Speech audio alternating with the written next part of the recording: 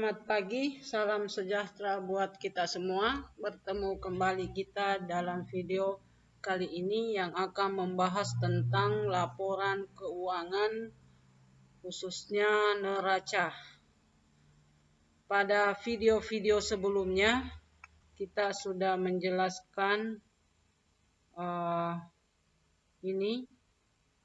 Kemudian jurnal penyelesaian, kertas kerja, laporan keuangan, khususnya laporan keuangan untuk laporan laba rugi, laporan perubahan modal sudah kita jelaskan. Untuk video kali ini saya akan menjelaskan mengenai cara penyusunan laporan neraca dengan soal yang sama, yaitu soal untuk kantor akuntan Eka Jaya. Ini soalnya. Kemudian untuk laporan keuangan yang akan kita bahas yaitu adalah neraca. Laporan keuangan yang ketiga yaitu neraca. Yang perlu kalian perhatikan di neraca yaitu adalah ada 3 nama akun yang terdapat di laporan keuangan neraca. Yang pertama itu adalah harta. Kemudian yang kedua itu adalah utang. Terus yang ketiga itu adalah modal. Ini 3 akun yang masuk neraca atau biasa disebut dengan akun real. Jadi 3 ini biasa kita sebut dengan akun real. Oke, kita akan menyusun laporan neraca. Untuk menyusun laporan neraca ini, datanya itu kita ambil dari kertas kerja, masih tetap diambil dari kertas kerja, sama dengan laporan keuangan sebelumnya. Jadi kita mengambil kertas kerja, jadi menyusun laporan neraca itu datanya kita ambil dari kertas kerja. Di bagian ini. Jadi laporan neraca itu kita menyusun yang datanya diambil dari kolom neraca pada kertas kerja. Ini jadi semua data ini kita pindahkan ke laporan neraca. Oke, kita mulai. Kita buka formatnya laporan neraca. Oke, ini formatnya. Tak bosan saya mengingatkan bahwa untuk menyusun laporan keuangan harus ada ini, nama perusahaannya, nama laporan yang akan kita buat, periode akuntansinya. Itu selalu saya ingatkan. Yang pertama yang akan kita susun, yang pertama di bagian neraca dulu. Kita pindahkan di bagian neraca, di bagian aktiva. Aktiva itu sama juga dengan harta. Harta itu terbagi 2. Di sini itu ada harta, kita tulis harta lancar. Kita cari dulu harta lancarnya. Kita hapus dulu.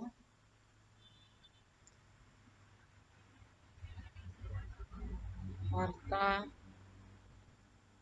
lancar. Kita cari akun yang ada di kertas kerja yang masuk kategori harta lancar. Kita buka kertas kerja. Yang masuk harta lancar adalah kas. Ini kas.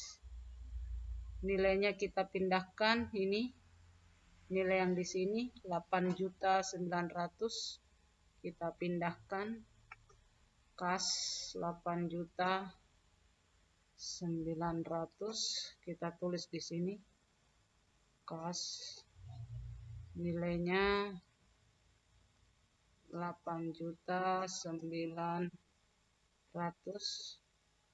Oke, sudah. Kemudian yang masuk kategori harta lancar lagi kita cari di kertas kerja. Ini piutang. Kita lihat nilainya sebesar 2 juta. Ini kita pindahkan piutang usaha. Nilainya 2 juta. Kita pindahkan. Kita tulis piutang usaha sebesar 2 juta. Oke, sudah.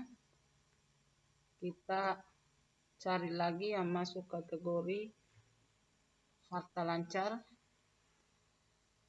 Kita cari ini perlengkapan kantor. Perlengkapan kantor kita cari itu sebesar 125.000. 125.000. Kita cari, kita tulis perlengkapan kantor 125.000. Tulis perlengkapan kantor 125.000. Oke, sudah. Kemudian kita cari lagi yang masuk harta lancar. Peralatan kantor itu harta tetap, bukan harta lancar. Kita cari lagi utang modal, bukan harta lancar. Sudah ada bagian sini. Oh, ini sewa dibayar di muka, ini juga masuk harta lancar. Itu sebesar 1 juta. Kita tulis sewa dibayar di muka sebesar 1 juta. Sewa dibayar di muka sebesar 1 juta. Oke. Kita cari lagi yang masuk kategori harta lancar. Sudah tidak ada. Sudah tidak ada yang masuk kategori harta lancar. Kita jumlahkan karena sudah habis. Kita jumlahkan. Kita tulis di sini. Kita jumlahkan jumlah harta lancar. Kita jumlahkan 8.900.000. Itu dapat 12.025.000. 12.025.000. Oke. Karena sudah habis harta lancar, kita cari lagi harta tetap. Harta tetap. Kita cari yang masuk kategori harta tetap. Kita cari lagi di kertas kerja. Harta tetap. Oh, ini yang masuk kategori harta tetap adalah peralatan kantor. Peralatan kantor itu jumlahnya 3.250.000. Kita pindahkan 3.250.000. Kita tulis peralatan kantor itu jumlahnya 3.250.000. Oke. Kemudian kita cari lagi yang masuk kategori harta tetap. Utang kantor, utang modal, beban sudah. Kita cari di bagian bawah.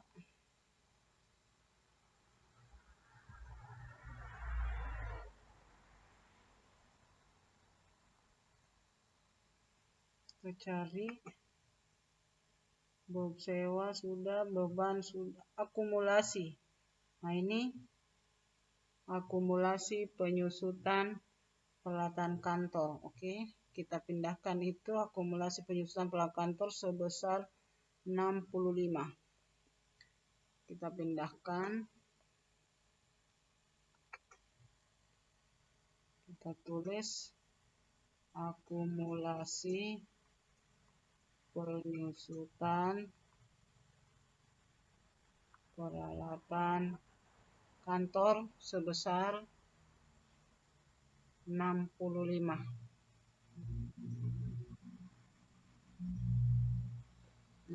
Karena penyusutan berarti mengurangi. Karena penyusutan berarti mengurangi, susut. Kita lihat lagi, masih ada lagi. Sudah tidak ada. Kita selesai, sudah tidak ada lagi harta tetap. Kita jumlahkan.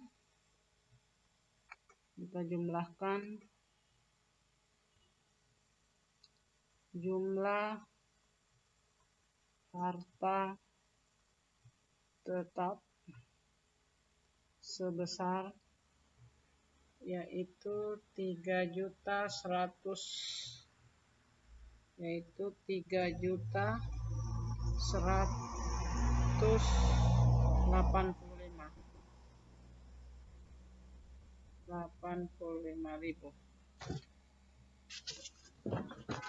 Setelah itu kita jumlahkan antara jumlah aktiva. Jadi di sini setelah ini kita jumlah sudah ini. Ini adalah jumlah harta lancar. Kemudian ini adalah jumlah harta tetap. Kita cari lagi jumlah aktiva atau harta.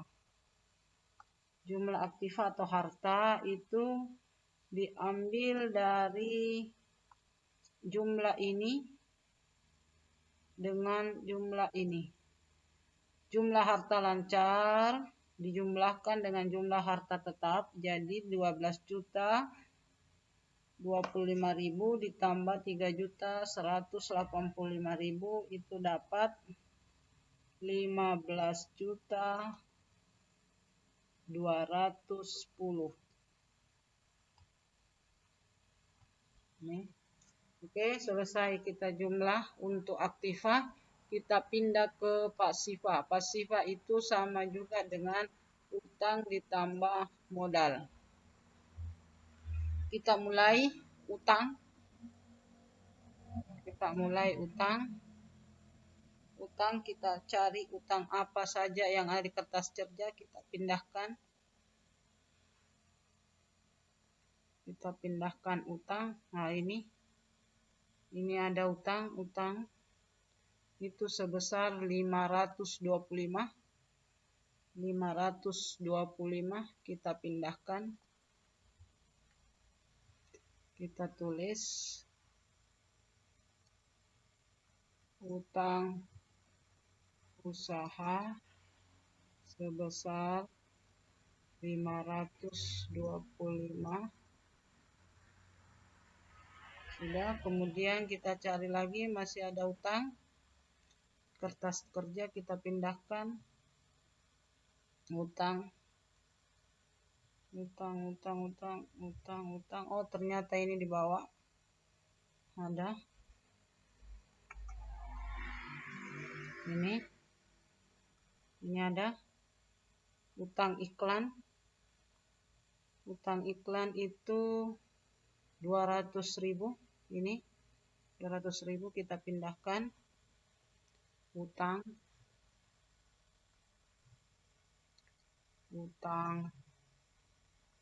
iklan 200.000 sudah. Kemudian kita cari lagi yang masuk kategori utang. Oh, ini juga ada yang masuk kategori utang adalah ini pendapatan diterima di muka. Ini juga masuk kategori utang, pendapatan diterima di muka. Atau kenapa saya katakan utang, karena dia terima memang pendapatannya tapi dia belum kerjakan. Artinya dia sudah terima pendapatan tapi belum dia kerjakan, makanya dia masuk utang. Pendapatan diterima di muka sebesar 500.000. Kita pindahkan pendapatan diterima di muka sebesar 500.000. Kita tulis pendapatan diterima. Saya hapus dulu, tidak muat. Pendapatan diterima di muka sebesar 500.000. Oke, sudah itu kita sudah selesai, habis. Coba kita periksa untuk memastikan masih ada utang. Utang. Sudah tidak ada. Kita jumlahkan.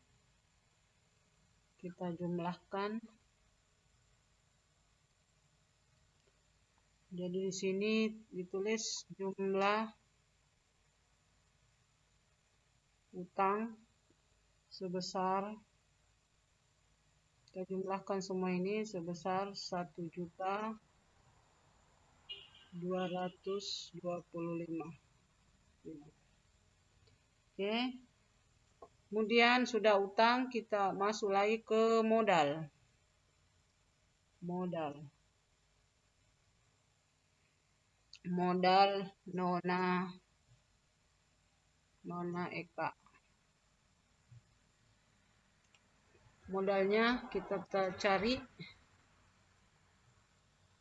Modalnya itu bukan diambil dari sini.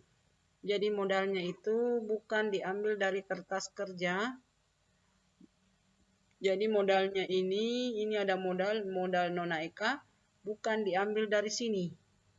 Karena ini adalah modal awal.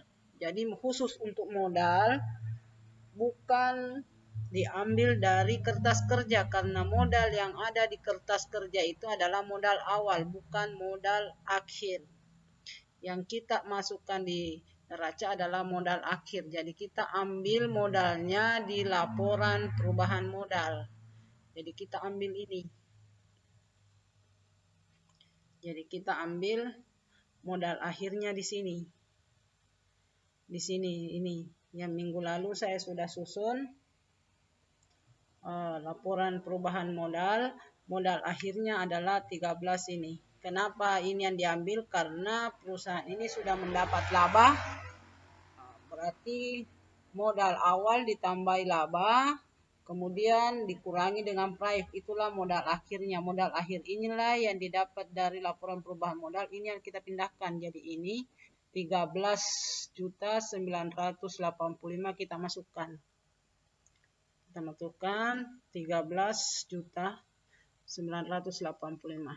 Masukkan sini.